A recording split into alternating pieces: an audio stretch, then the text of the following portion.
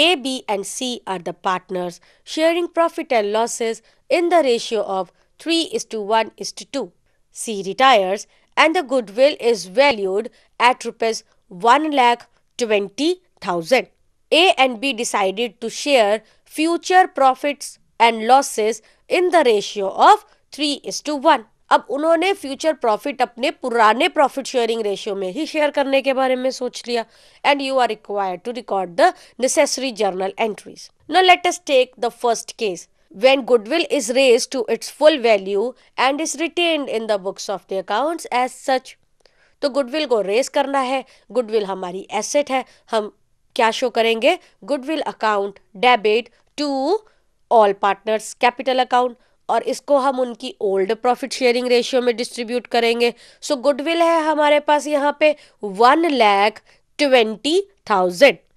1,20,000 में से 3/6 हिस्सा जाएगा ए को यानी कि 60,000. 1/6 हिस्सा जाएगा बी को यानी कि 20,000 and 2/6 share will go to C totalling rupees 40,000. So इस तरीके से हम यहाँ पे गुडविल की एंट्री पास करेंगे. Now let us take case 2 when goodwill is raised to its full value and then is written off immediately. तो जब हमने रेज करना है हमने सेम एंट्री पास करनी है जो अभी हम डिस्कस करके गए. That is goodwill account debit to A's capital account to B's capital account to C capital account with the amount in their old profit sharing ratio that is 3:1:2 means 60,000 for A, 20,000 for B and 40,000 for C. Now when the goodwill is to be written off तो remaining partner कौन कौन बचे हमारे पास? A and B. तो A और B इसको अपनी new profit sharing ratio के अकॉर्डिंगली गुडविल को शेयर करेंगे. तो हमारे पास एंट्री आएगी A's capital account debit B's capital account debit to goodwill account. Goodwill account के सामने हम अमाउंट लिखेंगे 1,20,000. इस 1,20,000 का 3/4 हिस्सा जाएगा ए को और 1/4 हिस्सा जाएगा बी को. सो ए कैपिटल अकाउंट के सामने हम क्या लिखेंगे? 90,000 और बी कैपिटल अकाउंट के सामने हम क्या लिखेंगे? 30,000. Case 3 when goodwill is raised only to the proportion of retired or deceased partner and then is written off immediately. सो पहले हम गुडविल को रेस करने की एंट्री डालेंगे. तो एंट्री हमारी बनेगी गुडविल अकाउंट डेबिट टू किसके नाम पे? सिर्फ रिटायरिंग पार्टनर के नाम पे. सो टू सीज कैपिटल अकाउंट. अब सी का शेयर इसमें हमें कैलकुलेट करना पड़ेगा. 1,20,000 में से 2/6 हिस्सा सी का बनता है according to old profit sharing ratio. तो 2/6 ऑफ 1,20,000 मीन्स 40,000. तो 40,000 की अमाउंट से ही हम गुडविल को रेज करेंगे. इसलिए गुडविल अकाउंट के सामने हम 40,000 लिखेंगे और सीज कैपिटल अकाउंट के सामने भी हम 40,000 रुपीज लिखेंगे.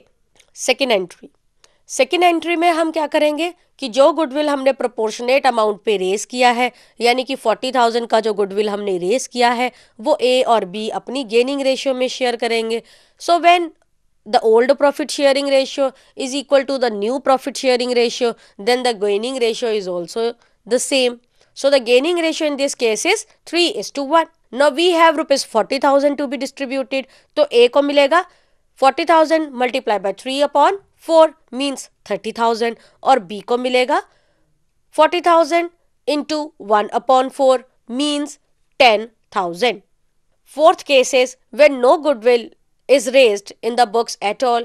So our entry will be A's capital account debit 30,000, B's capital account debit 10,000 to C's capital account 40,000. Now let us take the second case when goodwill appears in the books. अब जब goodwill already appear कर रही है उसमें तीन बातें हो सकती हैं. या तो हमारी जो अपीयरिंग गुडविल है वो equivalent to current value of the goodwill हो या फिर अपीयरिंग गुडविल करंट वैल्यू से ज़्यादा भी हो सकती है. और ये भी केस हो सकता है कि जो अपीयरिंग वैल्यू है वो करंट वैल्यू से कम हो.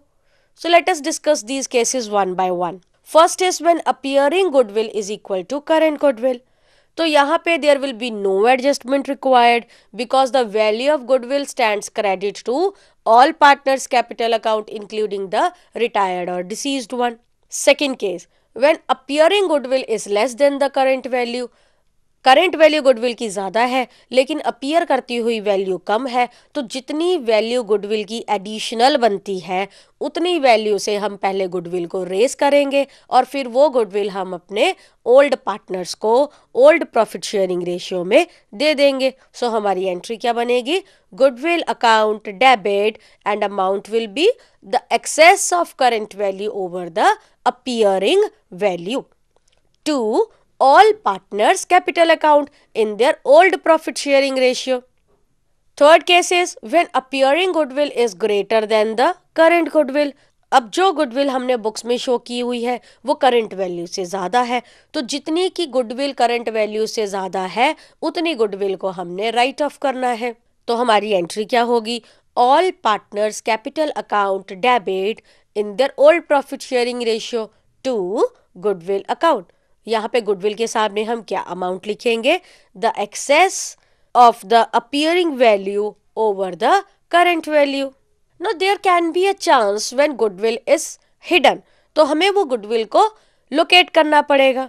If the firm has agreed to settle the retiring और deceased partner by paying him the lump sum money, then the amount paid to him in excess of what is due to him based upon the balances of the capital account after making necessary adjustments in respect of accumulated profits and losses or revaluation of assets and liabilities etc. shall be treated as the hidden goodwill. Now let us take one example. A, B and C are the partners sharing profits and losses in the ratio of 3:2:1. C retires and the balance of his capital account after all adjustments of revaluations, reserves, etc. was rupees 1,20,000. A and B decided to pay him 1,50,000. So यहाँ पे जो difference आया 1,50,000 minus 1,20,000 means 30,000 is known as the hidden goodwill and the gaining ratio between A and B is 3:2 and you are required to record the necessary journal entry. So our entry will be A's capital account debit, B's capital account debit to C's capital account. C को हमने दिया excessive 30,000. So इस 30,000 को A और B अपनी gaining ratio के accordingly share करेंगे. सो A's capital के सामने हम क्या लिखेंगे? 30,000 multiply by 3 divided by 5. So answer is 18,000. इसी तरीके से B की कैपिटल अकाउंट के सामने हम क्या लिखेंगे? 30,000 multiply by 2 divided by 5 means 12,000. Next step, adjustment of revaluation of assets and liability. जैसा हमने एडमिशन में किया था कि जब कोई पार्टनर एडमिट करते हैं तो हमें अपनी एसेट्स और लाइबिलिटीज़ की रीवैल्यूएशन करनी होती है. इसी तरीके से जब कोई पार्टनर रिटायर हो जाता है या किसी पार्टनर की डेथ हो जाती है तो हमें अपनी एसेट्स और लाइबिलिटीज़ को रीवैल्यू करना होता है. सो एनी गेन और loss arising out of revaluation of assets and liabilities will be transferred to the partners of the firm in their old profit sharing ratio. So यहाँ पे भी हम क्या करते हैं? रीवैल्यूएशन अकाउंट बनाएंगे. All gains and losses and all unrecorded values are adjusted in this account. Net balance is transferred to old partners in their old profit sharing ratio. So let us first understand the entries. Whenever there is increase in an asset, asset को बढ़ाना है, asset का debit balance होता है, तो entry हम क्या लिखेंगे? Asset account debit to revaluation account. For any reduction in the value of the asset, asset की वैल्यू को कम करना है, सो हम क्या एंट्री लिखेंगे? Revaluation account debit to asset account. For any increase in the liability, liability increase होती है तो मीन्स लाइबिलिटी का क्रेडिट बैलेंस होता है, तो लाइबिलिटी को हमने क्रेडिट करना है, इसलिए हम क्या एंट्री लिखेंगे? Revaluation account debit to liability account. For any reduction in the value of liability, अब वैल्यू लाइबिलिटी की कम करनी है, सो लाइबिलिटी को हम डेबिट कर देंगे, हम क्या एंट्री लिखेंगे? Liability account debit to revaluation account. If there is any unrecorded asset, जिसकी वजह से हमारी एसेट्स बढ़ती हैं तो हम एसेट को बढ़ाएंगे, मीन्स एसेट को डेबिट करेंगे. Our entry will be asset account debit to revaluation account.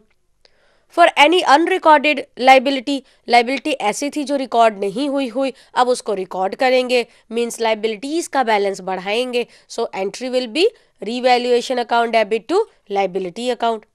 और सपोज कीजिए अगर हमें रीवैल्यूएशन में कोई गेन हो जाए, गेन हमने पार्टनर्स को बांट देना है in their old profit sharing ratio, तो उससे हमने उनकी कैपिटल बढ़ा देनी है. Our entry will be revaluation account debit to old partners capital account in the old profit sharing ratio. Similarly, if there are any losses भी हम अपने old partners को देंगे, ओल्ड प्रॉफिट शेयरिंग में देंगे, तो लॉसेस होने की वजह से उनकी कैपिटल के अकाउंट्स के बैलेंसेस कम हो जाएंगे, इसलिए हमने कैपिटल अकाउंट्स को डेबिट कर देना है. And our entry will be old partners capital account debit to revaluation account in the old profit sharing ratio. Now let us take one example. In front of your screens, balance sheet is given for X, Y and Z company.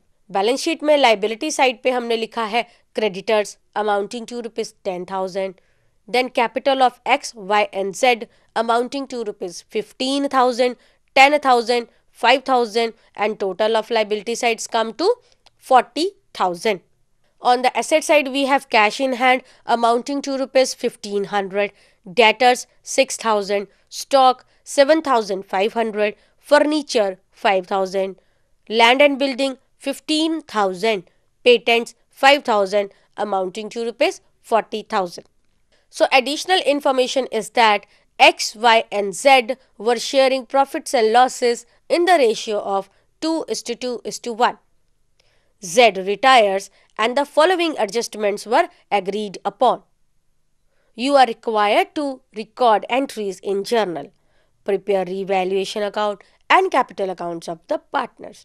Furniture to be revalued at ₹4,500.